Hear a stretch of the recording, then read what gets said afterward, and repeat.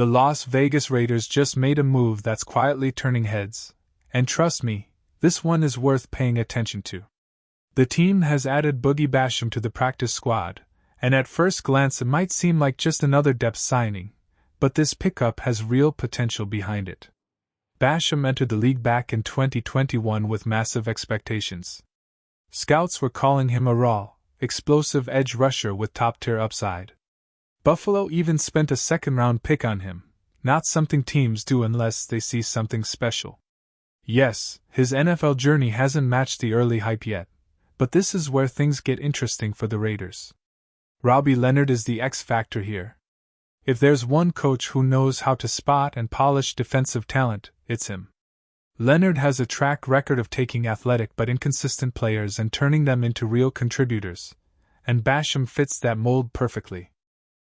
Now, physically, Basham is everything you want in a modern edge rusher: 6 feet 3 inches, 274 pounds, long arms, and an impressive athletic profile.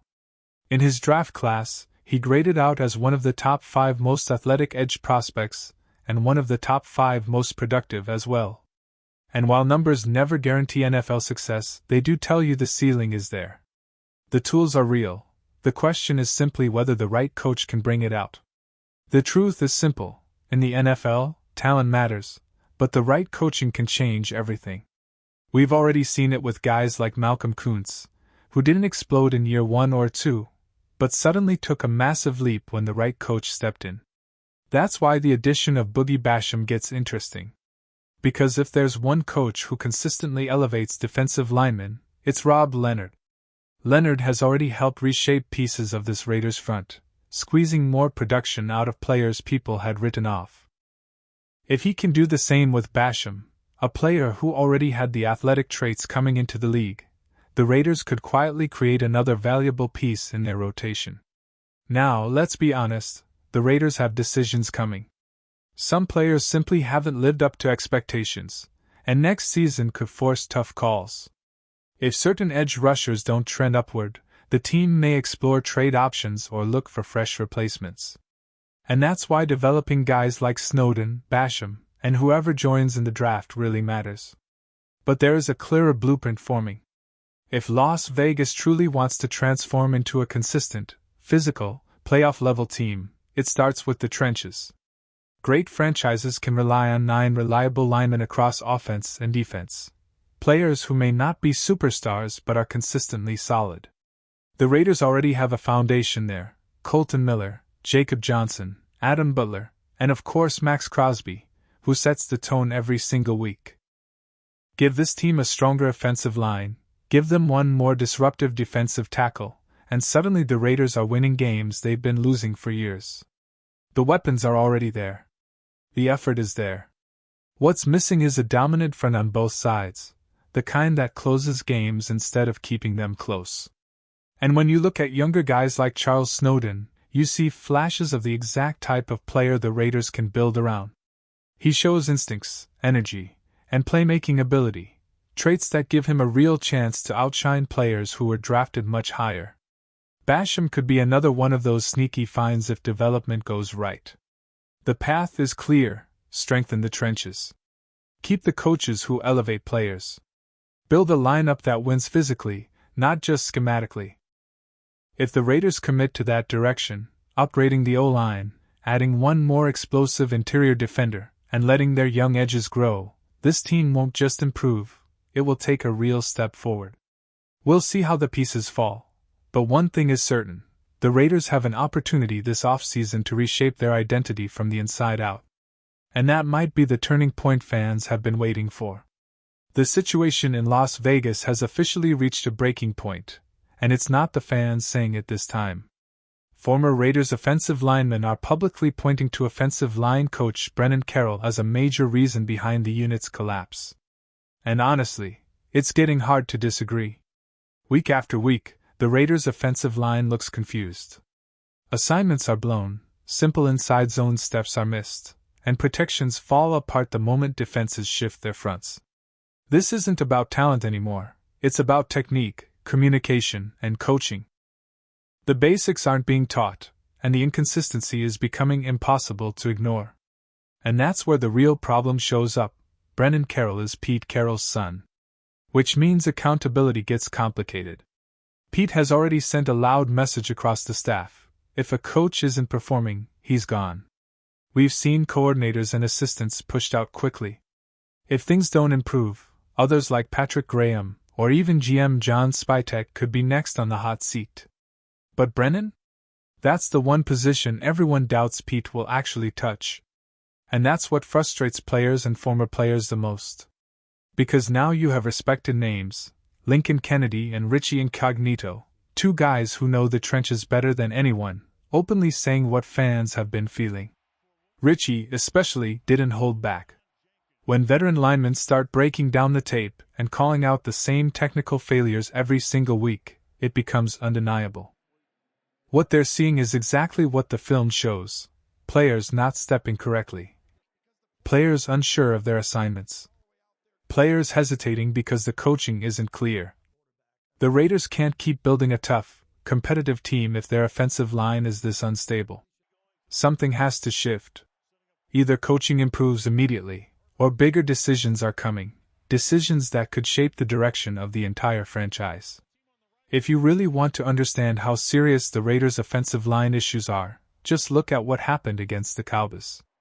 Dallas started a rookie at right guard, a young left tackle still growing into the position, and yet their unit moved like a single machine. Every step, every hand placement, every assignment, all in sync. That's what coaching looks like. Their linemen knew the fronts, understood the run concepts, recognized the protections, and executed with confidence. And this isn't unique to Dallas. Every week, the Raiders face teams whose offensive lines look prepared, organized, and fundamentally sound. Because those teams have true NFL-level offensive line coaches shaping their players. Meanwhile, Las Vegas is stuck with Brennan Carroll, and the disconnect is becoming impossible to ignore. When Lincoln Kennedy spoke on the Locked On Raiders podcast, he didn't sugarcoat anything. He acknowledged the uncomfortable truth: Brennan Carroll being Pete Carroll's son makes this situation complicated. But family or not, the mistakes are undeniable. Lincoln explained that players being out of place, stepping incorrectly, or missing assignments isn't just on execution, it's a reflection of coaching. When the same errors appear over and over again, it's not a player issue. It's a structural issue. He even went further, saying that 3 current Raiders starters likely wouldn't be starting anywhere else in the league if injuries hadn't forced the lineup into what it is now. That's how thin and unprepared the group has become. And it shows. They're getting beat in pass protection, losing leverage in the run game, and struggling to function as a unit. It's painful football to watch, and that's coming from a man who played in the trenches his entire career. Lincoln made it clear, this isn't about calling for anyone's job. It's about acknowledging what the film is already telling us: the Raiders' offensive line is failing, and coaching is a major part of the reason why. Lincoln Kennedy tried to keep things professional. He made it clear he wasn't calling for anyone to be fired. But he also hinted at something everyone already understands. When the offensive line coach is the head coach's son, making tough decisions becomes a whole different challenge. And the results on the field reflect that hesitation. The communication is breaking down. Assignments keep getting missed. And the group simply doesn't function as a unit. Lincoln was careful with his words, probably because his role is connected to the organization, but even while being cautious, his message was unmistakable. Then comes Richie Incognito, and he didn't hold anything back. Richie doesn't work for the Raiders, and he spoke with the honesty of someone who spent his entire career demanding perfection in the trenches. His critique was blunt, detailed, and impossible to ignore. He said straight up, "He's got to go." According to Richie, Brennan Carroll hasn't developed the offensive line at all. If anything, the group has slipped backward every single week. No progression. No improvement. No fundamentals. Bad footwork. High pad level. Slow hands. Blown assignments everywhere. And the most alarming part?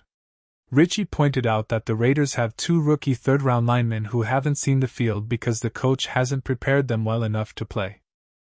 That is literally the job of an offensive line coach: build the young players, sharpen their technique, and make them ready.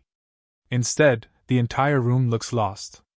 Richie's breakdown matches what fans see on tape: players unsure of who to block, players stepping wrong, players repeating the same mistakes since week 1. That doesn't happen over one bad game. That happens when the details are never corrected. This is where the contrast becomes interesting. A former Raiders lineman once described how strict Tom Cable was. Every step, every angle, every double team had exact rules. Inside zone? Specific step. Duo? Exact foot placement. Gap scheme?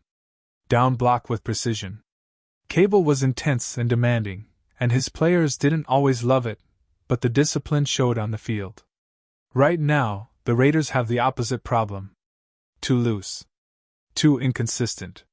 Too many unchecked mistakes.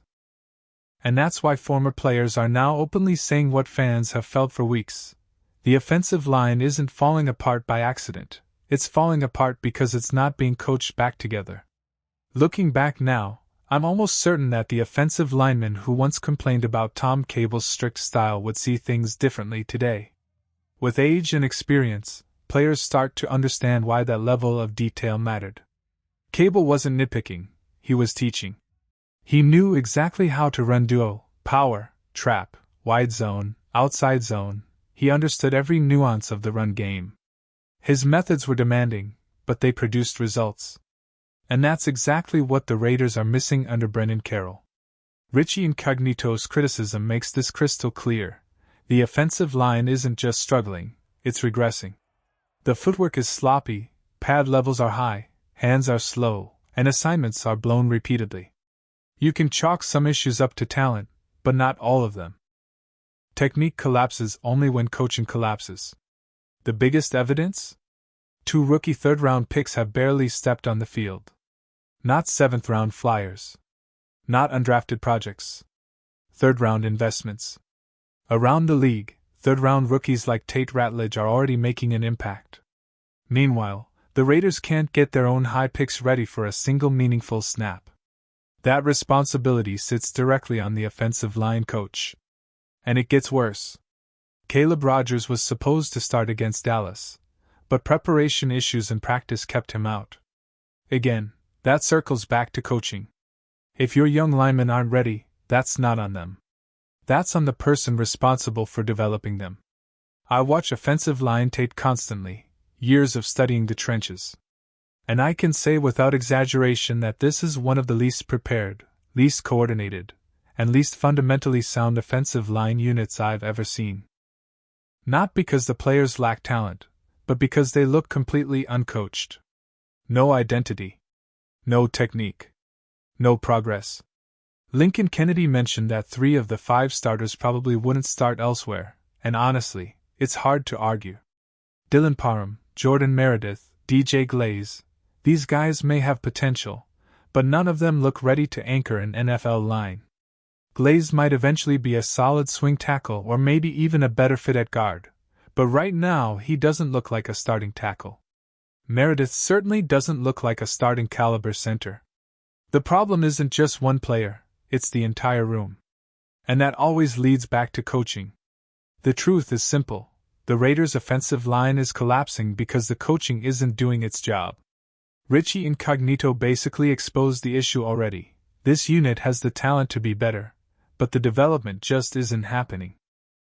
Guys are playing with high pads, sloppy hands, bad footwork, and constant assignment mistakes.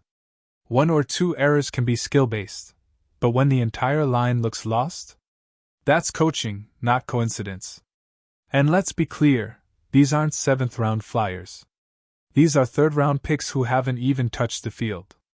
That's unacceptable. Meanwhile, other teams drafted linemen in the same range and those guys are already looking like legit NFL starters. So how are the Raiders missing so badly on development?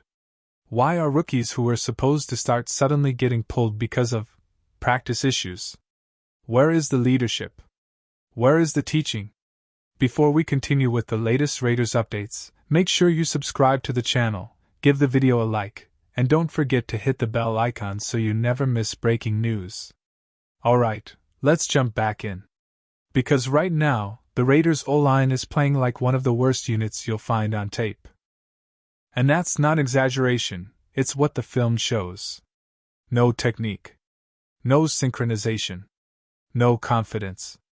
Lincoln Kennedy even said 3 out of the 5 linemen wouldn't start anywhere else.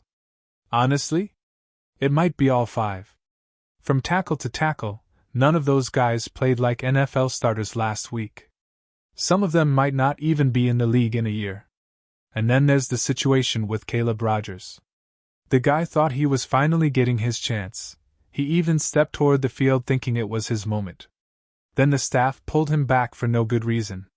Imagine getting benched before you even get a snap, yet 2 plays later, he's celebrating with his quarterback like a true teammate. That's leadership. That's character. That's the kind of energy the Raiders desperately need on the field, not standing on the sideline. At this point, the team is wasting potential. Young players need reps. They need snaps. They need real opportunities to grow. Instead, the Raiders are throwing out veterans who aren't performing and ignoring rookies who could be part of the future. You can't build an offensive line like that. You can't fix it like that. And you definitely can't expect improvement without development. The Raiders are fumbling this O-line situation badly right now, and unless something changes fast, it's only going to get uglier.